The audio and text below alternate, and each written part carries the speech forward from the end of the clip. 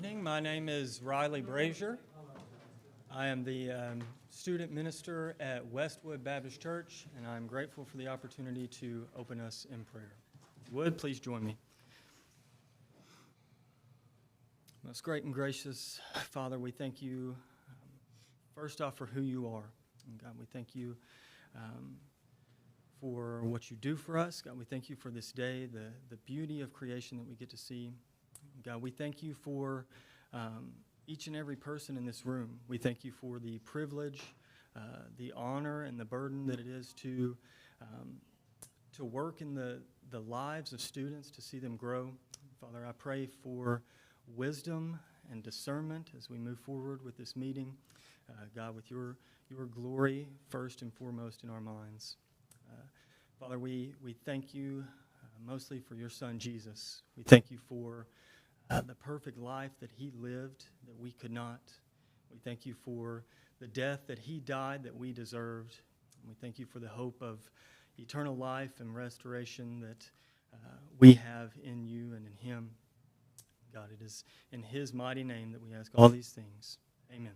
Amen. Thank you.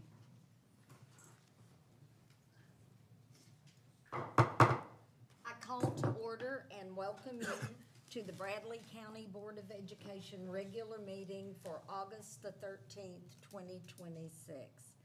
I would like to recognize Tommy Ledford, Bradley County Commission,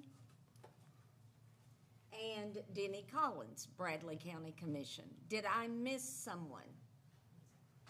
Thank you for being here, and thank you for supporting Bradley County Schools. Our pledge tonight will be led by Alan Smith. I pledge allegiance to the flag of the United States of America and to the republic for which it stands, one nation, under God, indivisible, with liberty and justice for all.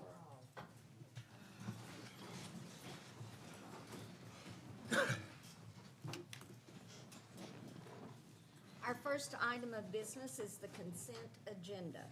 Does anyone have items they would like to pull from the consent agenda? Do I have a motion to approve the agenda? I'll make a motion, we approve the consent agenda. I have a motion. Do I have a second? Second. I have a motion and a second. Any discussion or questions? Liz, will you call the roll? Ms. Nancy Cason? Yes. Ms. Rachel Goins? Yes. Mr. Ted Bryson? Yes. Mr. Alan Smith? Yes. Mr. Josh Taylor? Yes. Ms. Amanda Lee? Yes. Ms. Vicky Baden? Yes. 7 yeses, 0 noes, motion carries. Thank you. Persons requesting to address the board. We have two individuals tonight to address the board.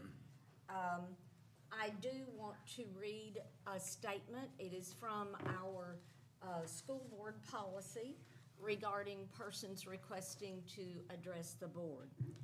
The board wishes to hear the opinions of interested parties on matters pertaining to the business of the board. The opportunity to address the board shall not be used to address any issue regarding any individual student or to lodge a complaint against an employee of the school system. All comments shall be restricted to the scope of the agenda item or to matters that are germane to the jurisdiction of this board. Individuals speaking to the board shall address their remarks to the chair. Each person speaking shall state his or her name, address, and item for comment. Delegations shall select only one individual to speak on their behalf unless otherwise determined by the Board of Education. No person shall act in a threatening or disruptive manner, including but not limited to gross disrespect, making threats, using loud, offensive, or profane language, swearing, displaying a temper, or otherwise causing a disruption. Failure to adhere to these rules of the board shall result in the chair terminating the individual's remarks. The chair shall have the authority to terminate the remarks of any individual who is disruptive or does not adhere to these rules. Each person will be given 3 minutes to address the board. The first person, Mr. Goins.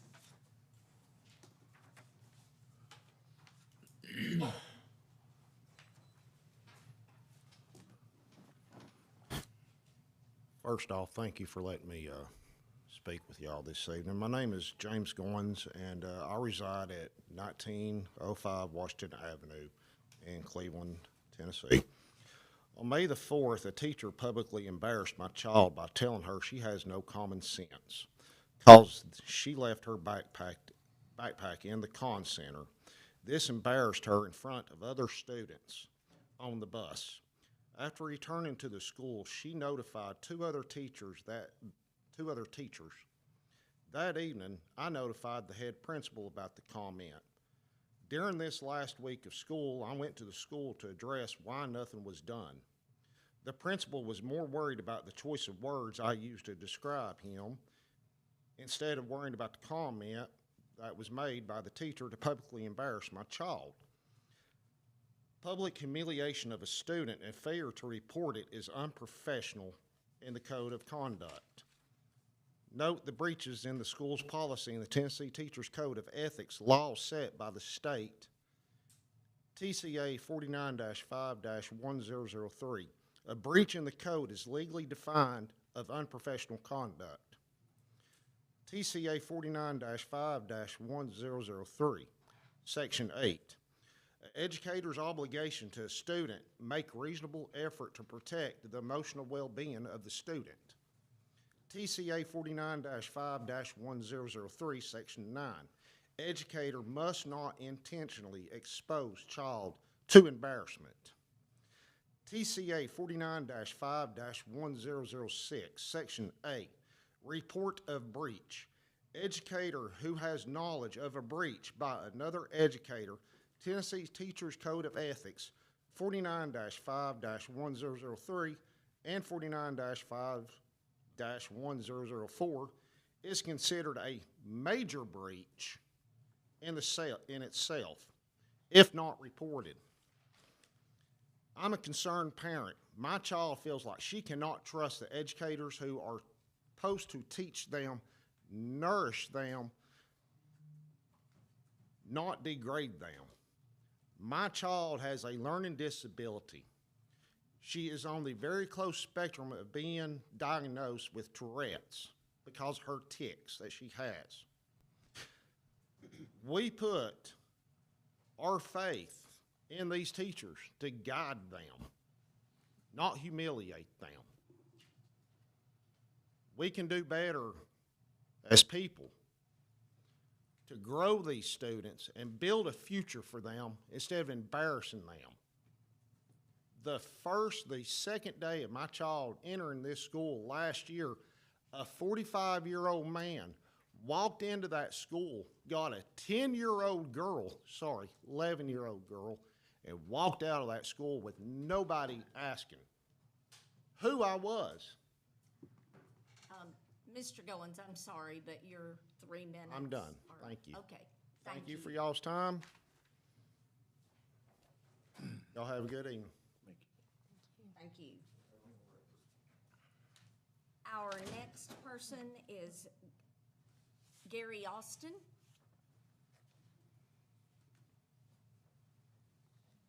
Good evening. This is not going to be anything like that, I promise. I'm just glad to be here around my family, people back here that I've missed, hadn't been around in so long. But I'm here to talk about the southwest corner of Bradley High School campus, which is going to be a facility. It's going to be like no other because so many individuals are going to be able to use it. You know, talking about the multi-sport complex, because you're gonna have all kind of sport. From what I've gathered so far, you're gonna have over 450 people using that at a regular basis, and that's going to be great for the children of Bradley County Schools and Bradley High School, and great for you. And I appreciate you guys for taking these steps to go in that direction. 5 years ago, I talked to you as a board member, when you were on the board retreat, and told you how I felt about this then. And I am so excited that we're moving in that direction. So for you to do that, I appreciate you, and this is nothing but a positive thing. If I'd have found a cheerleading outfit, I would have put it on and said, go, go, go. Thank you very much for your time. Thank you. Assuming that was the track, right? Okay. Yeah. Our next item is the Director of Schools report, Dr. Linda Cash. Thank you. I just want to say we've had a great start to the school year. We all welcomed our students and families, and the administrators and staffs drew out the red carpet for all of our kids. We had a fabulous opening and assembly with Inky Johnson, who preached that teachers make a difference, and it was very emotional and uplifting. And then we also appreciate the support and commitment of this Board of Education and all that they do for our students, staff, and schools. Takes all of us working together and supporting each other. And that includes everybody from our cafeteria staff, our bus drivers, maintenance, custodians, everyone. But as I walk through these buildings in these last several days, I want to brag about Pritchard Custodial Service for helping us keep our schools so clean. The floors are shining, the bathrooms are clean, and people are just happy in the building. So we appreciate that so much. I just want to say thank you for everybody's hard work and for all of us coming together to be a team for Bradley County Schools. That's all I have. Well, thank you. And I do want to say that the opening assembly, especially the last 2 years, because those are the two that, are most current, of course, but they have been phenomenal, and I think that teachers and staff really enjoyed those assemblies, and it was very uplifting and encouraging. So thank you. Thank you to all who worked on that. Our next item, Panorama Board Progress Review, Dawn Cox.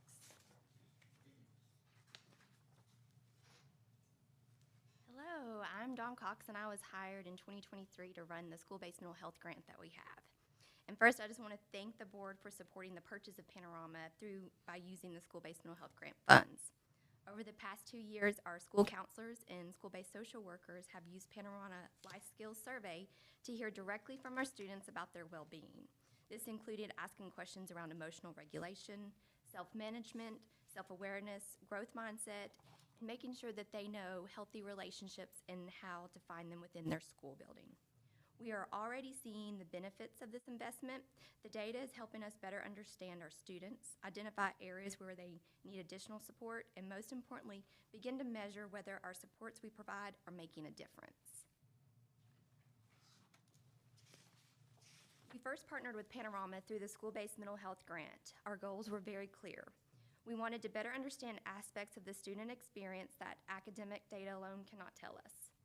We wanted to know, do students feel connected at school? Do they have trusted adults that they can turn to? And are they developing mindsets and life skills that help support long-term success? We also wanted to evaluate the impact of our school-based mental health initiative and provide meaningful evidence to our board and grant partners that have invested in what we're doing. Those questions required listening directly to our students. This slide shows you Spring 2026 Life Skills Survey data against national benchmarks. This helps us identify areas of growth and intentional areas that we can focus on growing towards next year. You are now viewing the district results, and I also want to note each school has their individual results as well.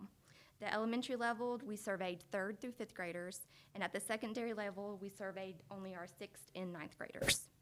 Through consistent implementation of the Panorama survey, we are building the capacity to measure not only just where students are today, but how they are progressing over time. This allows us, through the surveys, to track growth and measure the impact of our targeted supports, especially when you think about our school counselors providing classroom lessons and our social workers providing individual interventions.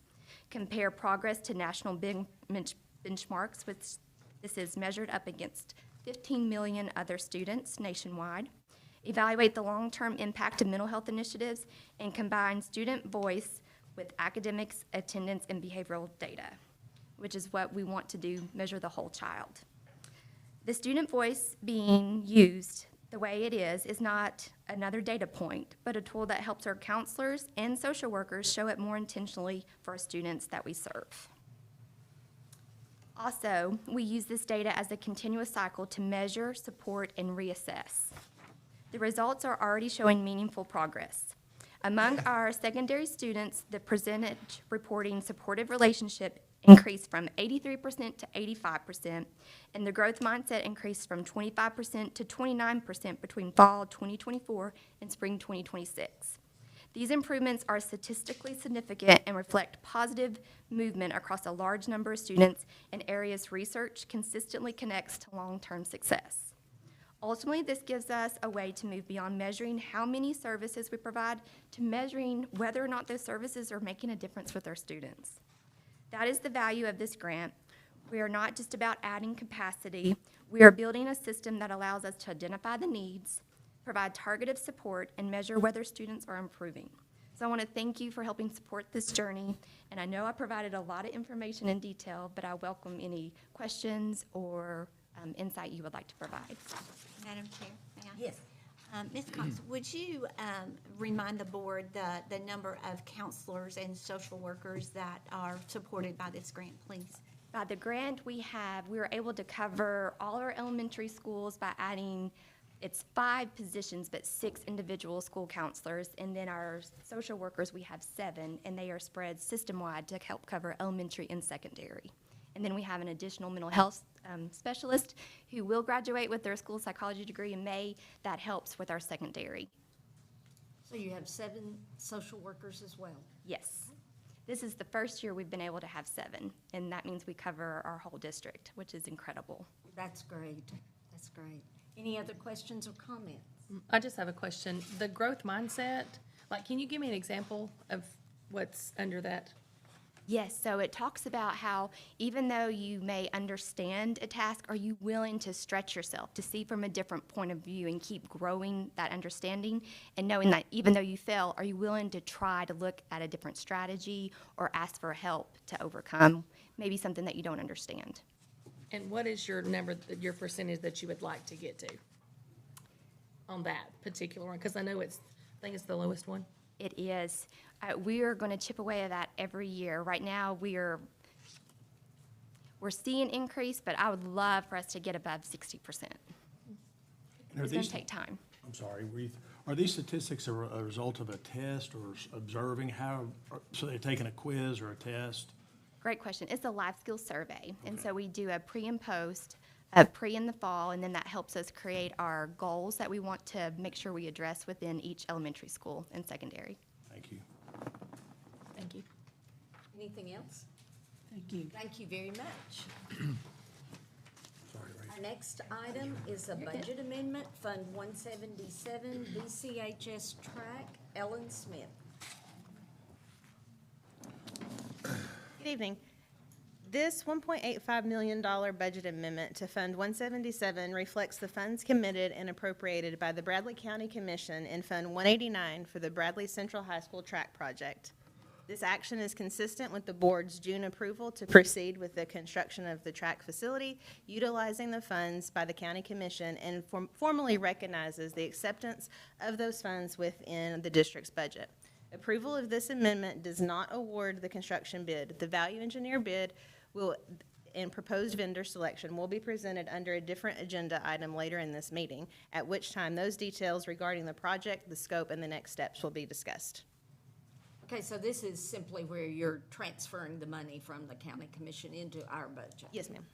Okay. Any questions? And this money does come into our budget under the capital projects, not into the general fund. It comes into Fund 177 capital projects, yes. Do I have a motion to approve the budget amendment to fund the Bradley Central High School track? So moved. I have a motion. Do I have a second? Second. Discussion? Liz, will you call the roll? Mr. Ted Bryson? Yes. Ms. Nancy Casey? Yes. Ms. Vicky Beatty? Yes. Mr. Alan Smith? Yes. Ms. Amanda Lee? Yes. Ms. Rachel Goins? Yes. Mr. Josh Taylor? Yes. 7 yeses, 0 no's, motion carries. Thank you. Thank you. Our next agenda item, first grade standards-based report card, Dr. Elizabeth Kaler. Thank you, Madam Chair, for the opportunity to speak tonight. It is with great pride that I report to you on our first grade standards-based report card. We have been working on this project for a year and a half, and I know you have a copy in front of you, and it may seem like it's just a piece of paper, but there is an incredible amount of intellectual preparation and work that a committee of first grade teachers committed over this process in order to produce this piece of paper that you see. And so when it is run front to back and folded, then it looks like the report card that you might have seen if you've had a child in kindergarten in our school system. And so I think for parents, this is going to feel very familiar as their child is entering first grade. The kindergarten report card is what is most recently in their mind. And this is making a very concrete list of actionable items for them to understand that their child either can or cannot do based on the alignment to the first grade standards. So our teachers took those standards, they studied them very in-depthly. The state has produced some additional documents that helped their work and their understanding to deepen. And then we looked at where do those align in our curriculum? Which grading period are those best suited for assessment? Making sure that we've had adequate instruction in each of those areas before we are assessing students on them. So this product then is the result of that work. And if you don't mind, I'd like to call the names of these committee members because they are really the heart of this work. So Allison Bacon, Shannon Pike, Marie Johnson, Naomi Rodante, McLean Lawson, Danielle Reed, Beth Fugit, and Amanda McDonald. And they have worked extremely hard, giving a lot of their own personal time to this effort, and very proud to report this work that they've accomplished. Does anyone have questions? No questions? That's a lot. That's all I'm gonna say. This report card is like overwhelming. It is, the first graders learn a lot. Yes, they do.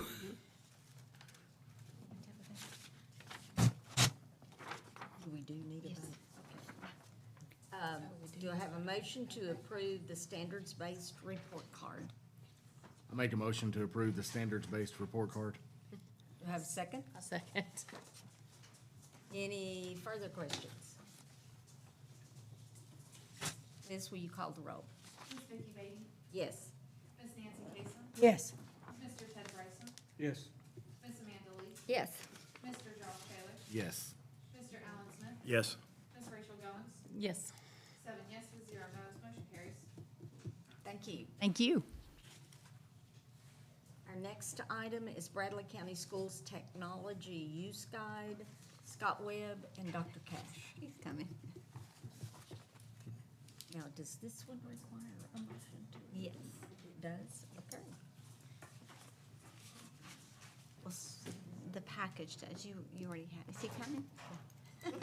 Take off my director's hat. Just a minute. Good evening.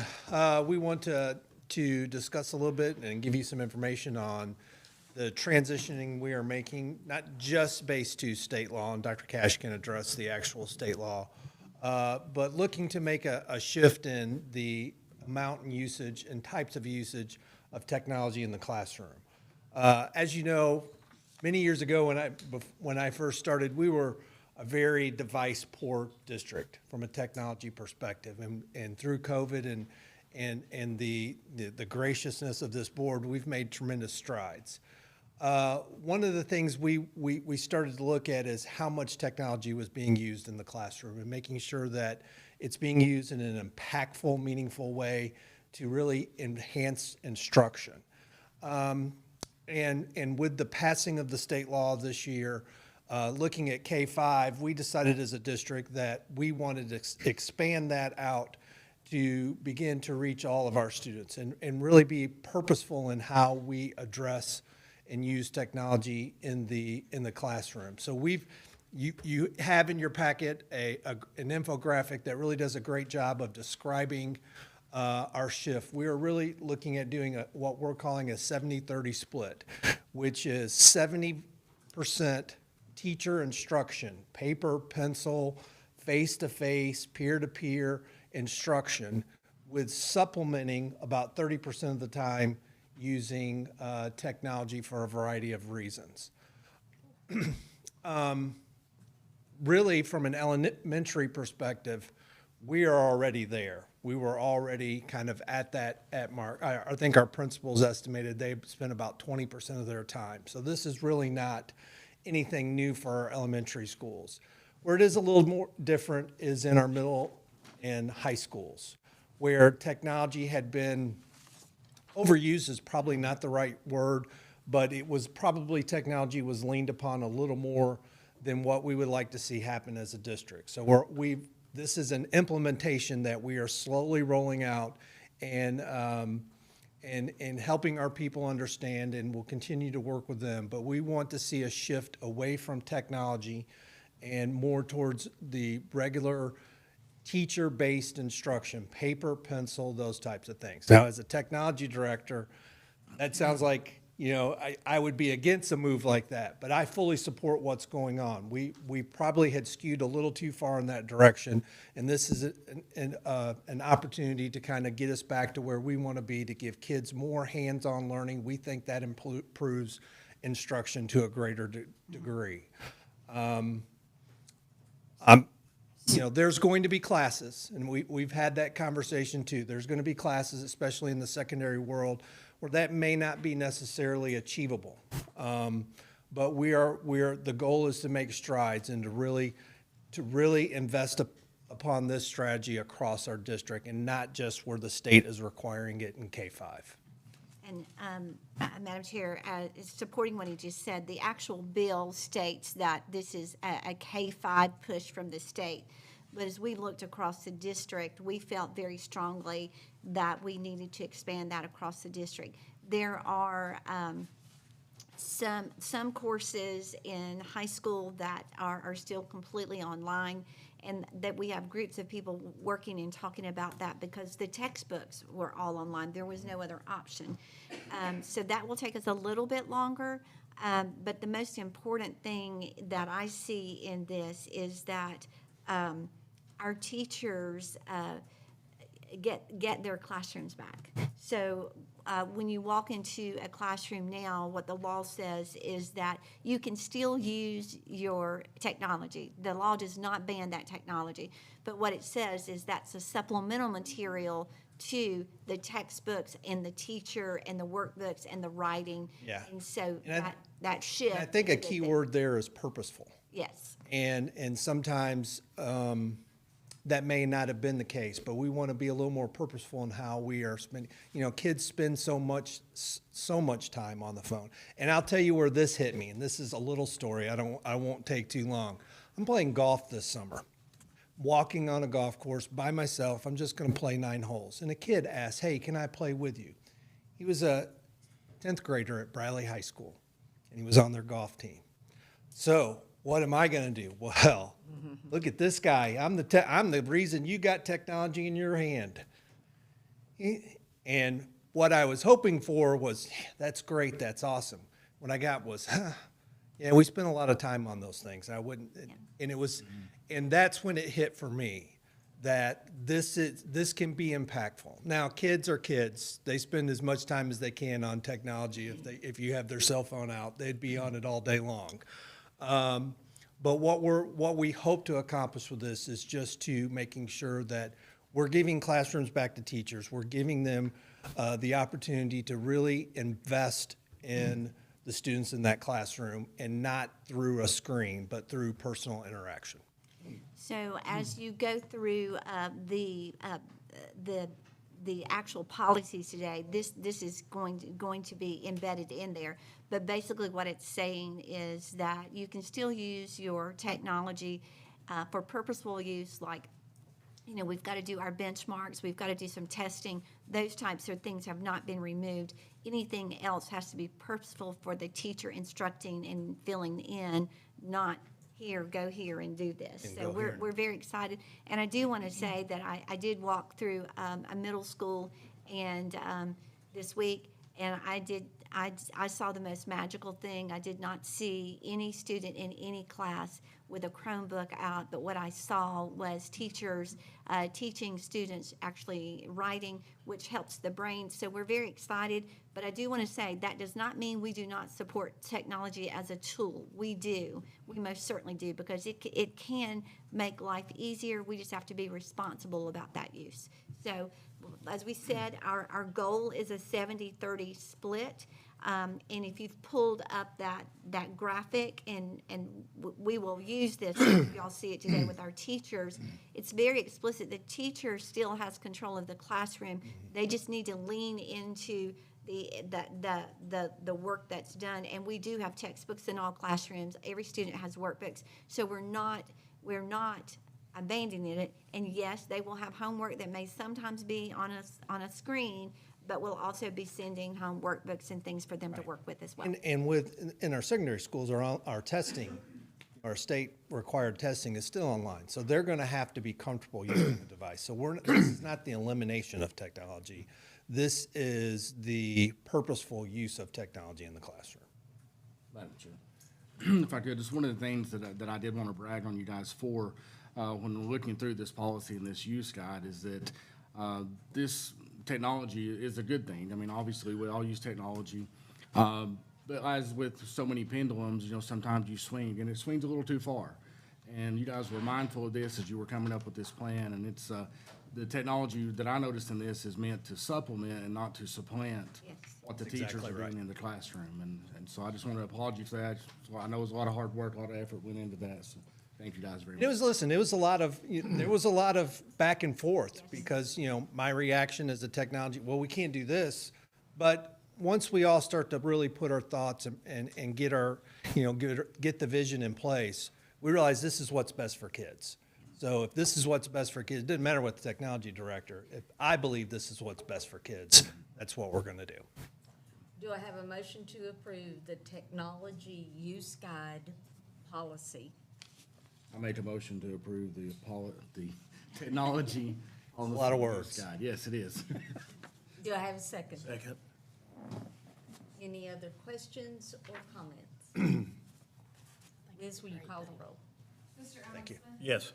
Miss Amanda Lee? Yes. Miss Rachel Goins? Yes. Mr. Josh Taylor? Yes. Mr. Ted Bryson? Yes. Miss Vicky Beatty? Yes. Miss Nancy Casey? Yes. 7 yeses, 0 no's, motion carries. Thank you very much. Thank you. Our next item is policy review. Amanda Lee. Thank you. Bear with me. We've got a lot. The first policy that we are reviewing is policy 2.200, which is annual operating budget. The new guidance from the Comptroller's Office has recommended that the board include a provision on the fund balance and encourages the board to select an amount in consultation with their local funding body.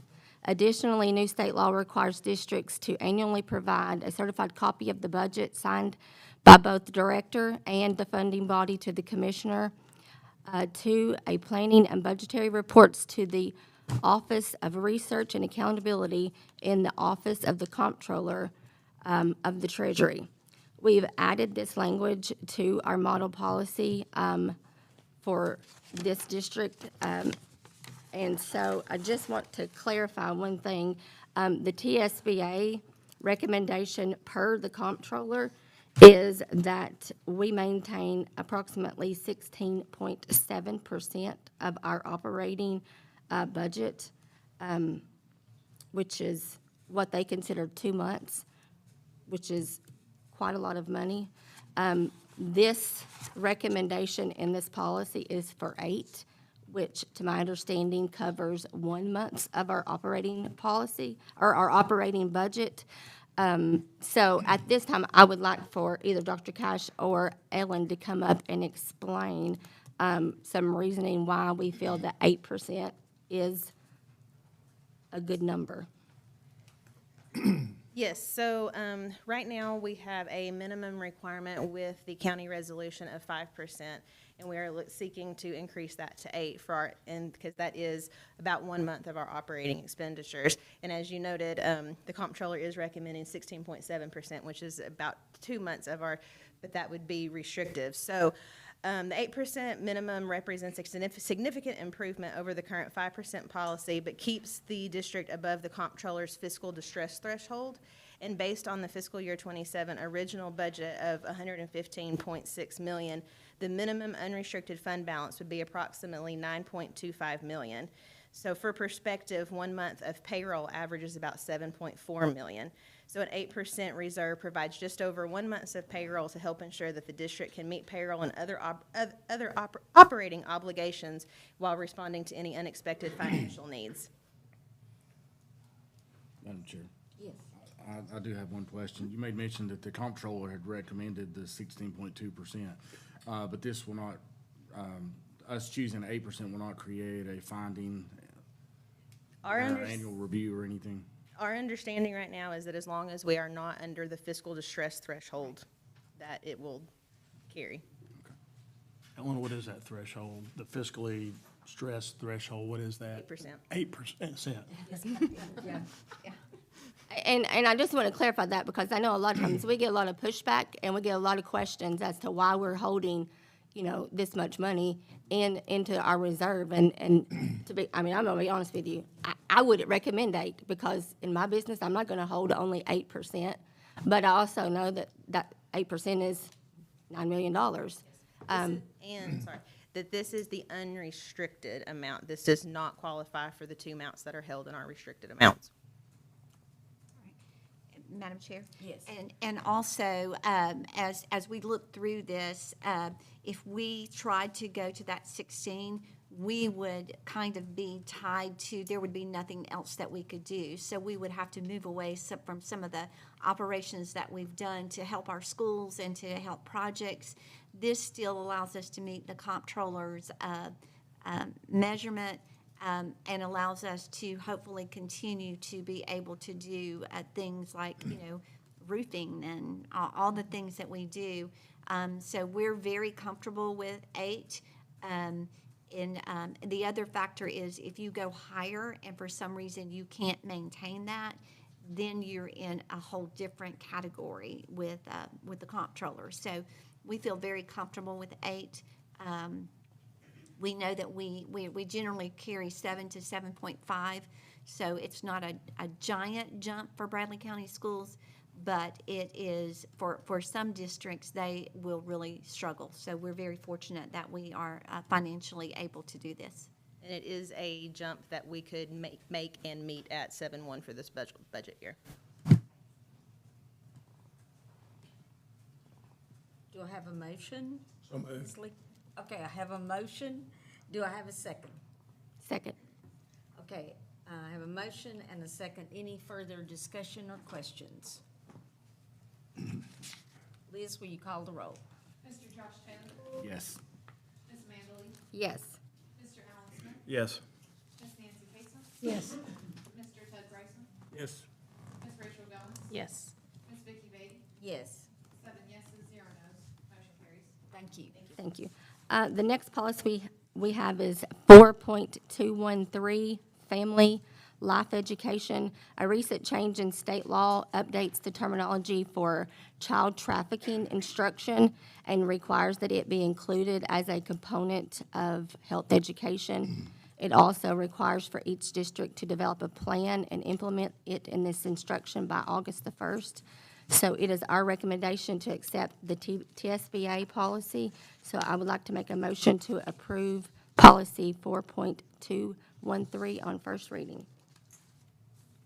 I have a motion to approve the Family Life Education Policy. Do I have a second? Second. I have a motion and a second. Questions or discussion? Madam Chair? Yes. It also requires the district to create a curriculum. We will have that ready for you in September, but this had to be passed now. We are instructing in all of this now, just the new updates are going to allow us to do a little bit more, and we wanted to roll it out for the district so that no one would have to worry about what was being presented. All the pieces that will be in place will be age appropriate, and it will address this bill so that we have that in there. Anything else? Liz, will you call the roll? Ms. Rachel Goins, Yes. Mr. Ted Bryson, Yes. Ms. Vicky Beatty, Yes. Mr. Josh Taylor, Yes. Ms. Amanda Lee, Yes. Ms. Nancy Casey, Yes. Mr. Alan Smith, Yes. 7 yeses, 0 no's, motion carries. Thank you. The next policy is policy 4.600, grading system. This is a new law that clarifies that the high school grading system will apply to coursework completed by students in middle school. So we have clarified this information in our policy. So we are recommending to approve the Bradley County Schools policy with the highlighted changes that you see. So I recommend to make a motion for policy 4.600 for first reading. I have a motion to approve the grading system addition. Do I have a second? Have a second? Discussion, questions? So this is a required state policy. Yes. How does that affect middle school? Algebra. So what they're saying now, there are systems across the state of Tennessee that do not offer high school math in the middle grades. This is now requiring every Tennessee district to offer math in the 8th grade. So the way this policy reads, if they score high enough to qualify for that, they will automatically be enrolled in that class. But the parents do have an opt-out in it. So if for some reason you didn't want your student, your 8th grade student to take Math 1, you just fill out the opt-out form, and then they would go into the 8th grade math. So they would still most likely be in an honors class or something, but they would not necessarily have to be in that grade. They also, the way this policy reads, it says if they are in that math class, in that Math 1, they do have to take the EOC. And that's the biggest difference for us, is prior to this, we weren't forced to make them take the EOC. Now they do have to take the EOC. But the parent still has the final decision whether they The enroll. parent has the opportunity to opt out. Okay. Mr. Stevenson, do you have anything to add to that? I don't know if Dr. Lindberg is here. No, currently we offer integrated math in 8th grade, computer science, and health sciences. And those are the 3 areas that we try to focus on. We're excited about the fact that we can get our 8th graders, prepped and ready to enter high school and already have a little, they're required to have so many credits now as it is. If we can help them, get an early start on that, we're excited about that. Anything else? Liz, will you call the roll? Thank you. Mr. Alan Smith, Yes. Ms. Nancy Casey, Yes. Ms. Rachel Goins, Yes. Mr. Ted Bryson, Yes. Ms. Vicky Beatty, Yes. Mr. Josh Taylor, Yes. Ms. Amanda Lee, Yes. 7 yeses, 0 no's, motion carries. The next policy is policy 4.605, which is graduation requirements. Goes along with the same recent change in the law. Updates this policy to clarify that the students who successfully complete high school credits prior to the 9th grade shall receive that graduation credit for that coursework. And so we have updated this policy to reflect that change. So I make a motion to approve policy 4.605 on first reading. I have a motion to approve the graduation requirements. Do I have a second? Second. A motion and a second. Discussion, questions? Liz, will you call the roll? Ms. Amanda Lee, Yes. Mr. Alan Smith, Yes. Mr. Josh Taylor, Yes. Ms. Vicky Beatty, Yes. Ms. Nancy Casey, Yes. Ms. Rachel Goins, Yes. Mr. Ted Bryson, Yes. 7 yeses, 0 no's, motion carries. Thank you. The next policy is policy 5.106, application and employment. State law now requires all districts to use the E-Verify program to ensure that an employee is eligible to work in the U.S. Previously, this was an optional program. Now it is mandatory. So we have recommended to adopt the TSBA policy with these changes. I make a motion to approve policy 5.106 on first reading. I have a motion to approve application and employment policy. Do I have a second? Second. A motion and a second. Discussion, questions? Is this in addition to what we're already doing, or is this instead of? This is mandatory.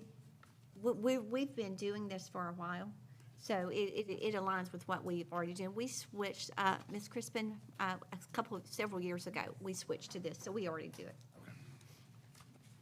Any other questions? Liz, will you call the roll? Mr. Ted Bryson? Yes.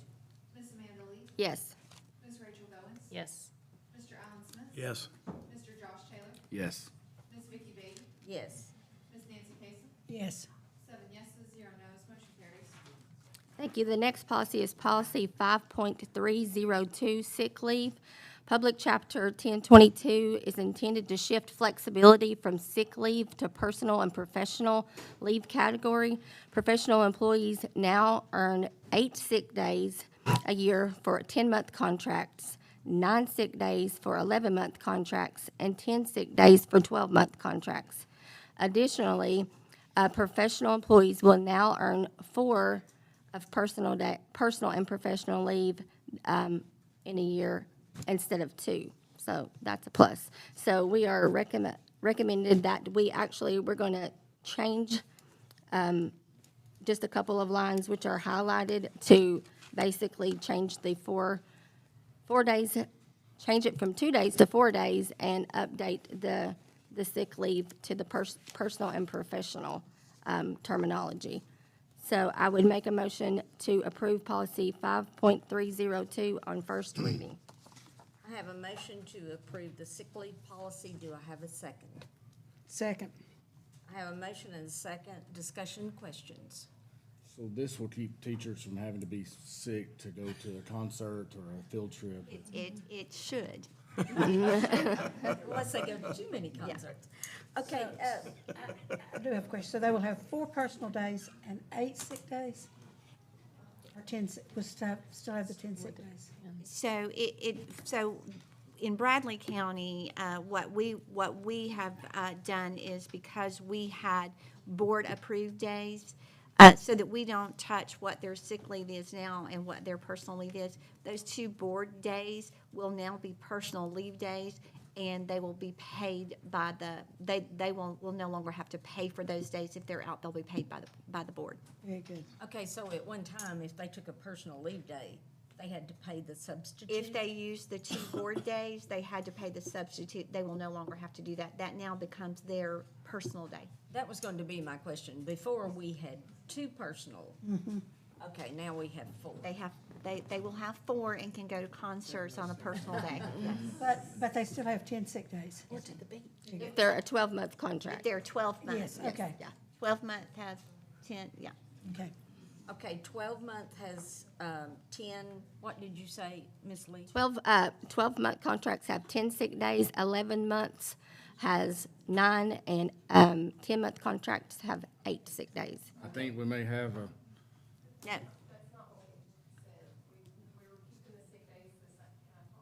Yes, ma'am, but you need to come up here.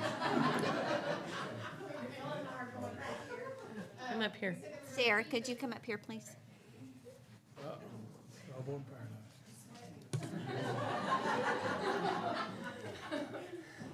We had said, what was proposed was that, yes, that was what the state was recommending, that we could go above that, and that we would do what we had been doing, where employees earned 1 day a month. So 10-month employees would get 10 sick days, and 11-month employees would get 11 sick days, and 12-month employees would continue to get the 12 sick days. What would change would be that the board approved would translate to those 2 additional personal days. So then they would get, basically a teacher, 10-month employee would get 10 sick days, and then for professional slash personal days was what was supposed to be in That's that rec. that's not what the So- law says, and that's not what we put in here, so we may Well, need to the go. law says that, but Ellen clarified that we could go above what the law did.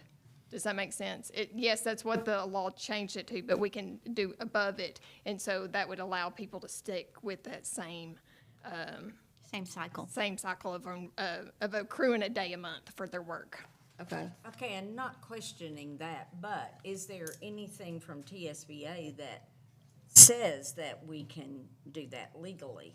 I don't have anything that says that, but I mean, I don't think that there's anything that prohibits us from going above and beyond. We would have to do the minimum. I read it as being the minimum and this going above what that would be, but now we would have to have a separate motion. We would need a substitute motion for Yes, that. you would, Correct. Correct. And I want someone to go over these again. Okay, 4 personal professional days, of which they do not have to pay. That is correct. To take those 2. They used to just get 2, yes. Okay, and they could buy 2. and a 12-month employee has 12, an 11-month employee has 11, and a 10-month employee has 10. Yeah, correct. Sick. Sick days. Sick And days. so basically, previously, last year, before this was written, they would have had 2 board approved and 2 professional leave days.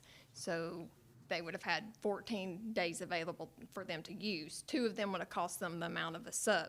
So instead, with this law changing, you're taking away the board-approved days to allow for them to just have professional days, 4 professional days at their use, and not costing them any money. But it's the same number of total days. Yes, same number of days. They're still getting 14 days. We're just, the board's paying for it rather than. Correct. Yes, it's not costing the employee a cost of a sub. So 10-month employees will still get their 14 days. Correct. That includes their sick, personal, professional. Correct. Okay. You need a motion? Do I have a substitute? Did someone make a I'll substitute make a motion? substitute motion that we go with the plan that she said, where we do the, whatever it was you said. I'm sorry. If we can help teachers Sick out, day a I'm month, for it. 10 for 10-month employees, 11 for 11-month employees, 12 for 12-month employees. I think it's great. Okay, the motion is for 4 personal professional days, 10 for 10 months, 11 for 11 months, and 12 for 12. 12 months. Yes. Can they carry those professional days over? They will roll to their sick time. If they don't use them, it'll roll, yes. And that's always been the case with professional. Board approved did not roll over into their sick time, so this will allow for them to accumulate. If they don't use them, then there's incentive for them to use them later as sick time or in retirement. Okay. Madam Chair, can I do? Sure. Just a little clarification on a substitute motion. There was a main motion on the floor. When the main motion on the floor with the discussion, we then had a substitute we had discussion. We are having a substitute motion. And we will vote on that first. Yeah, but yes, we need to vote on that, but we have to have clarification between the original motion and the substitute motion. So, just making sure everybody understands that. So, I need to clarify, or does Amanda need to read what it was? Amanda needs to read it, and then we'll clarify for the substitute. So the new policy does read, professional personnel shall earn 1 sick day leave for each month that the employee, for each month employed, and these days shall accumulate for an unlimited number of days. So that would give them 12 months. If they're a 12-month employee, then that would give them 12 days.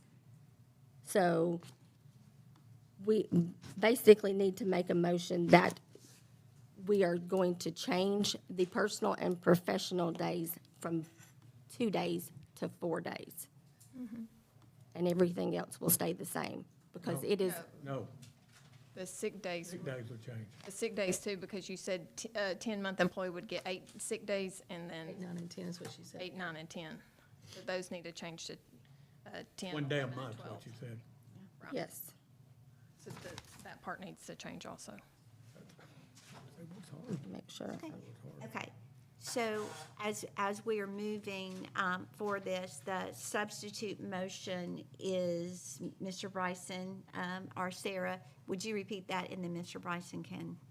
It's 1 month. Okay, I think I've got it. Okay. Okay, I think the substitute motion should be that employees shall earn 1 sick day leave for each month employed during the school year, and that these days shall accumulate for an unlimited number of days.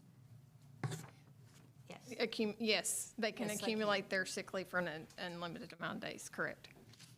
And their personal and professional days will now be 4 days instead of 2. Yes. Yeah. And I put that in the form of a motion. Affirm that as a motion. It helps the teacher not for it. So Amanda's putting that in the form of a substitute motion for the main motion. Well, we have Mr. Yeah, Mr. Bryson. Oh, no, Mr. Bryson with a substitute, Yeah. so You want me to say that it? was a clarification. That's the clarification. We're gonna go with the clarification. Mr. Bryson? Hey, I just, You just affirm it. You just confirm it. I made the motion, so let him second it. Yeah, just confirm it, Ted. Second the motion. Okay, I think we have a motion and a second, and this is a substitute motion for the original motion. Okay, we have a motion and a second, and now, questions and discussions, and I hesitate to do this, but I'm going to. Okay, if you're a teacher, you're on a 10-month Yes, ma'am. basis, you would get 14 days. Correct. Okay, if you are an 11-month, will you get 15? Yes, ma'am. Correct. And if you're a 12-month, you would get 16. Yes. Okay, that was my question. Any other questions, discussion? No. Thank you. Okay, Liz, will you call the roll? Mr. Josh Taylor? Yes. Ms. Rachel Goins? Yes. Ms. Vicky Beatty? Yes. Ms. Amanda Lee? Yes. Mr. Alan Smith? yes. Mr. Ted Bryson? Yes. Ms. Nancy Kason? Yes. 7 yeses, 0 no's, motion carries. Thank you. The next policy is policy 5.303, and this is on first and second reading, and this is on personal and professional leave. Same policy, same update here as we were on the sick days. It's just updating the personal and professional. Same thing, employees, 12 months will get 16, 11 months will get 15 days, and 10 months will get 14 days. So I would like to make a motion to approve policy 5.303 on first and second reading. Do I have, I have a motion for the personal and professional leave. Do I have a second? Second. I have a motion and a second. Any discussion or questions? Liz, will you call the roll? Ms. Vicky Beatty? Yes. Ms. Rachel Goins? Yes. Ms. Nancy Kason? Yes. Mr. Ted Bryson? Yes. Mr. Josh Taylor? Yes. Mr. Alan Smith? Yes. Ms. Amanda Lee? Yes. 7 yeses, 0 no's, motion carries. Thank you. Of course, The- this is after the fact, but, so this will be effective immediately? Yes. Okay. The next policy is 5.600, staff rights and responsibilities. An update to the Teacher Code of Conduct requires teachers to refrain from any sexually related behaviors with students, including students who have graduated or withdrawn in the immediate preceding 12 months. We have updated this policy and recommend to adopt the TSBA recommendation. So I make a motion to approve policy 5.600 on first reading. I have a motion to approve staff rights and responsibilities. Do I have a second? Second. I have a motion and a second. Questions, discussion? Liz, will you call the roll? Mr. Josh Taylor? Yes. Ms. Vicky Beatty? Yes.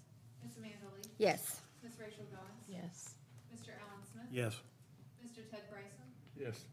Ms. Nancy Kason? Yes. 7 yeses, 0 no's, motion carries. Next policy is policy 6.200, attendance.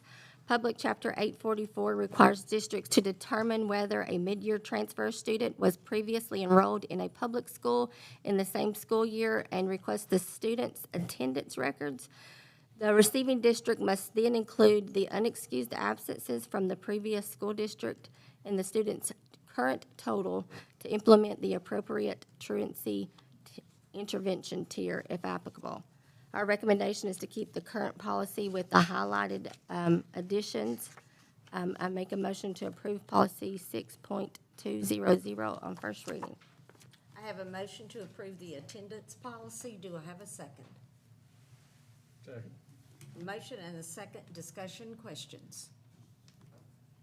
Liz, will you call the roll? Mr. Alan Smith? Yes. Mr. Ted Bryson? Yes. Ms. Nancy Casey? Yes. Ms. Vicky Beatty? Yes. Ms. Rachel Goins? Yes. Ms. Amanda Lee? Yes. Mr. Josh Taylor? Yes. 7 yeses, 0 noes, motion carries. Next policy is policy 6.303, questioning students and searches. Public Chapter 1040 expands on last year's legislation regarding who may conduct searches of students. This new law adds school employees who have completed the required orientation and training to the list of individuals who may conduct searches authorized by the principal. Our recommendation is to keep the current policy with the highlighted additions. I make a motion to approve policy 6.303 on first reading. I have a motion to approve questioning students and searches policy. Do I have a second? Second. A motion and a second. Discussion, questions? I just have a question. Did we change the title of that, or is that the same title? It's the same title. I think it got changed last year when we did the update, when the law came out. Okay, it just hasn't changed on the board's website. It's interrogations versus questions. Yeah, that was changed last year, yeah. Thank you. Okay, so then also a part of that is changing the title. Okay, just to clarify. Okay. All right, I have a motion and a second. Any further discussion? Liz, will you call the roll? Ms. Rachel Goins? Yes. Mr. Alan Smith? Yes. Mr. Josh Taylor? Yes. Ms. Nancy Casey? Yes. Ms. Amanda Lee? Yes. Mr. Ted Bryson? Yes. Ms. Vicky Beatty? Yes. 7 yeses, 0 no, motion carries. Thank you. The next policy is policy 6.306, interference and disruption of school activities. A recent change to state law requires boards to have a policy on alerting parents when a classroom evacuation occurs in response to another student's behavior. We have updated our policy to reflect this change, and it is our recommendation to adopt the TSBA policy model.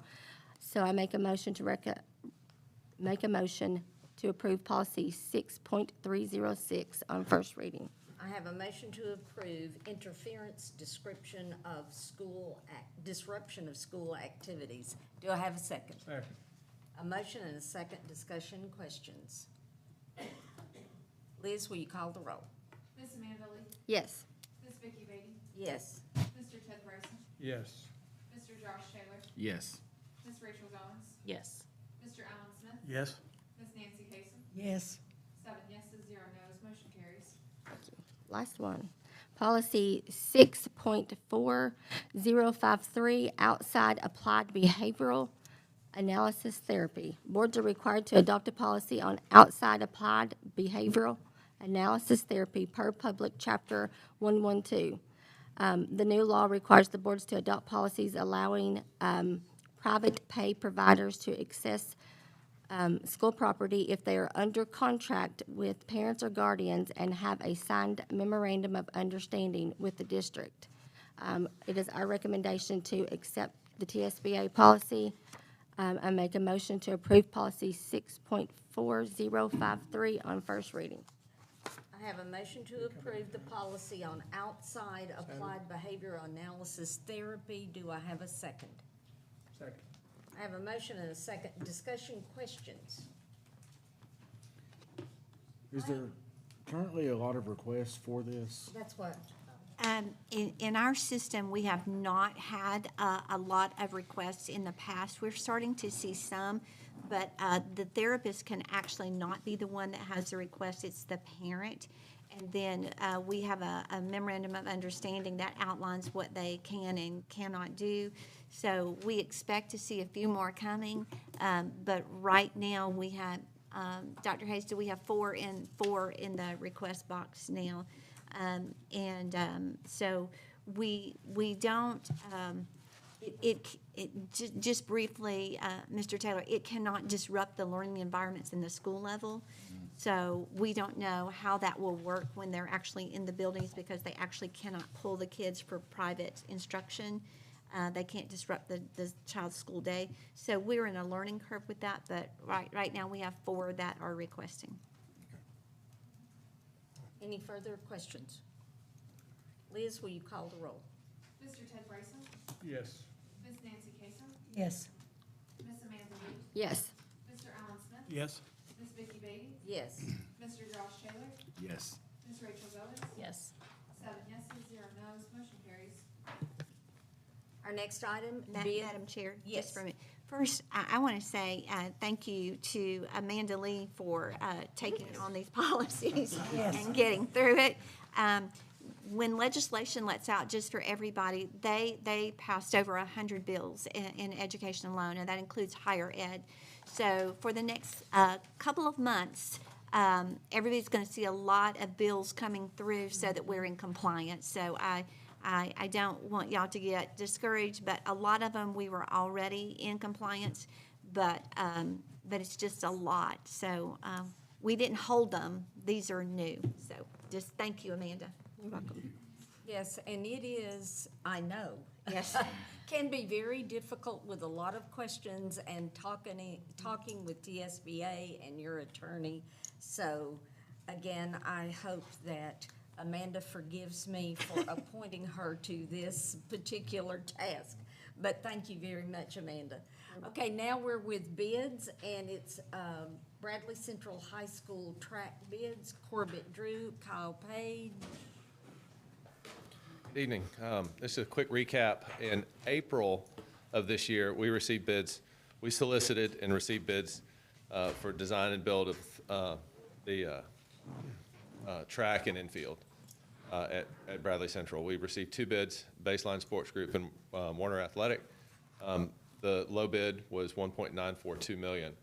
The county commission had allocated 1.8. So at your direction, we went back after the May board meeting. We went back to, we issued a notice to all the bidders, to both of the bidders, and asked them to offer up some value engineering options. What recommendations would they make to get the project under 1.8 million?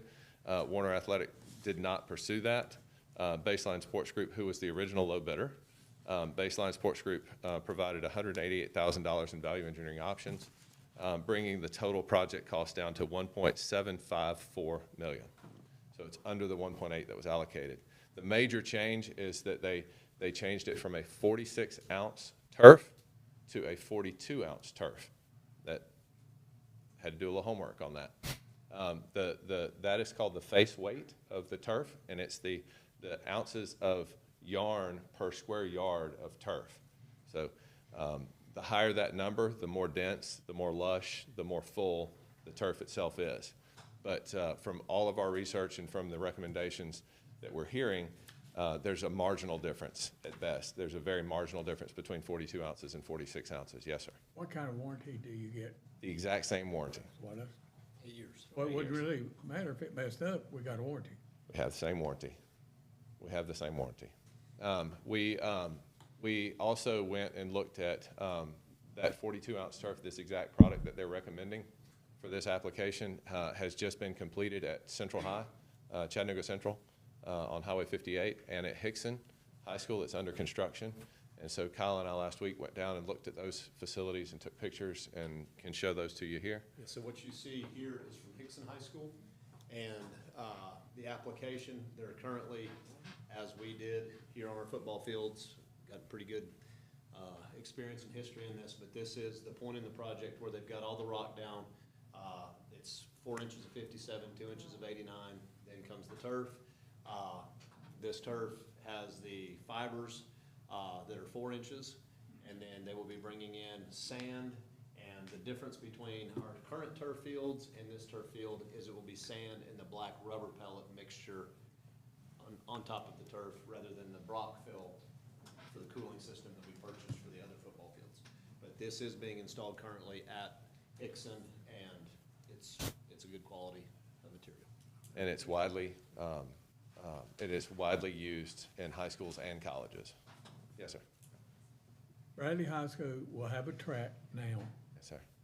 Could they have state track? It'll be official, one thing, before there was We'll meet all the complaints, it wasn't big, but the track will be usable It will be an 8-lane for track meets. that allows for those things to take place. It'll be That's correct. 8 lanes, all meeting TSSAA And standards. a indoor, in the field will be turf. The infill, we're going to work with them to orient the infield, or orient the track itself and the curves and everything so that the infield is large enough for soccer, which is the largest use, but it would be available for soccer, lacrosse, band, ROTC, all the things. Yes, sir.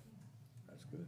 And we're gonna look and work with the school to see what kind of events they wanna have there, and then the design for the striping and everything of We'll how reflect we line it all and what kind of uses. Would that be included in the price? That is already Striping. included. Anything else? Okay, do I have a motion to approve baseline sports construction for the Bradley Central High School track and field project? So moved. I have a motion by Mr. Smith. Do I have a second? Second. I have a motion and a second by Ms. Kaysen. Any other questions or discussion regarding the track? This includes all of the, I'm probably calling this wrong, but like the jump pits and things like that. Is that included in all event this? venues, yes. All the events, okay. Yes. And the total again, 1.7? 1.75 million, 1.754. Under 8. Almost $100,000. Under less 1.8. than- yeah. Do what? It's almost $100,000 less than what they originally Okay. quoted for 1.8. 188,000. Yeah. Okay, I have a motion, a second. Liz, will you call the roll? Miss Vicky Beatty? Yes. Mr. Josh Taylor? Yes. Miss Rachel Goins? Yes. Miss Amanda Lee? Yes. Miss Nancy Casey? Yes. Mr. Ted Brady? Yes. Mr. Alan Smith? Yes. 7 yeses, 0 nos, motion carries. Thank You you. Jesus, we can quit talking about the track.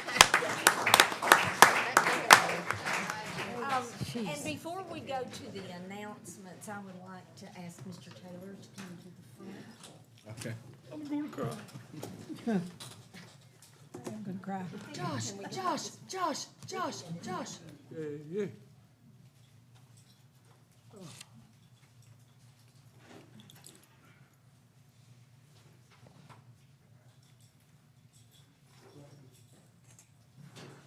I would like, first of all, to say thank you very much, Mr. Taylor.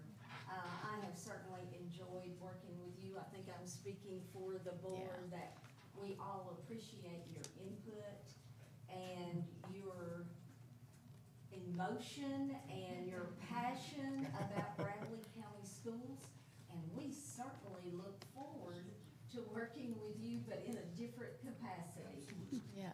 And we wish you the best. Yeah. And this is in grateful appreciation to Josh Taylor for your dedicated service on the Bradley County Board of Education, 2023 to 2026. Thank you, sir. And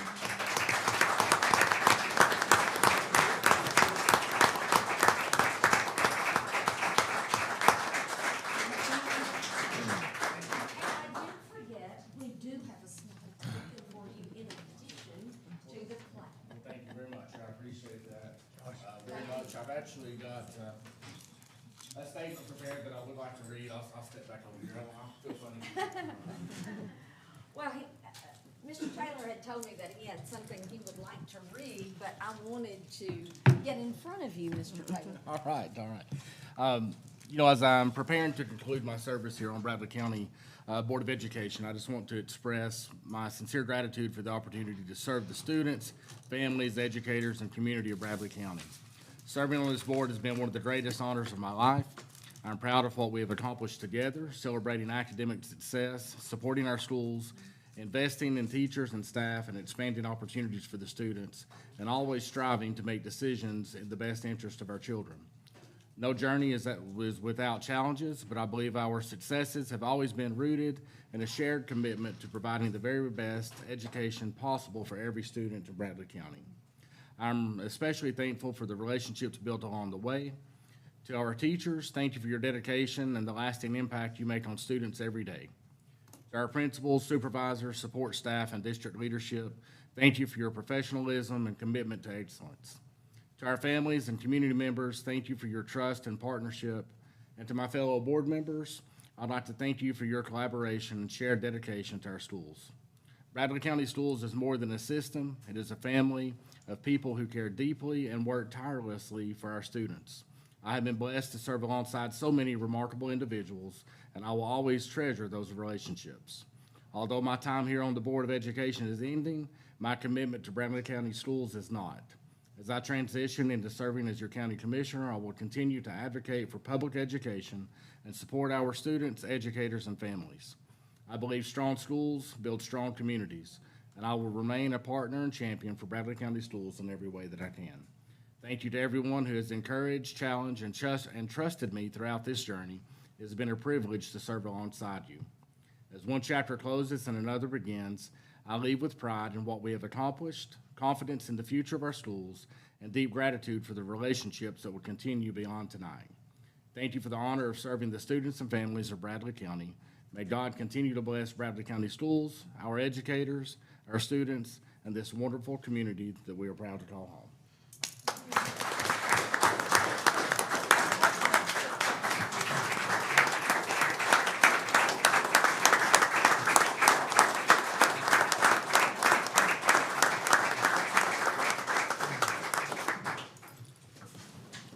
Thank you, Mr. Taylor. You will be missed. Yes, you will. Oh, y'all have no idea. I can't turn on my computer without him, so I don't mind. Where's Scott Webb? He always leaves me. Okay, announcements. September the 1st, as Mr. Tyler was talking about being on the Bradley County Commission, September the 1st, Mr. Taylor will be sworn in, as well as the Board of Education, Districts 2, 4, 6, and 7, and we will be at the courthouse. Liz, do you know the location or? Yeah, so it'll be directly outside under the gazebo at that time, at 9 a.m. At the front steps. Okay. All right, so September the 1st, make sure you're there, Districts 2nd, 4th, 6th, and 7th. September the 7th is Labor Day. Schools and offices are closed. That's very difficult to believe that it's this time of year already. And it's Mr. Bryson's birthday. September the 8th is a Stockpile Staff Development Day. Schools will be closed. September the 10th is the Southeast TSBA Fall District Meeting in Dayton City. And on that day, we will be voting on the Southeast Director. And we are very proud that Nancy Kaysen is going to be running for that office. So good luck, Nancy. Thank you. On September the 15th will be our next Board of Education meeting in the William R. Walker Boardroom at 5 p.m. Any agenda items for the next meeting? Madam Chairman, I have two announcements. Okay. This pertains to eating breakfast. This Saturday from 8 to 10 at Aubrey's Walker Valley Softball Breakfast.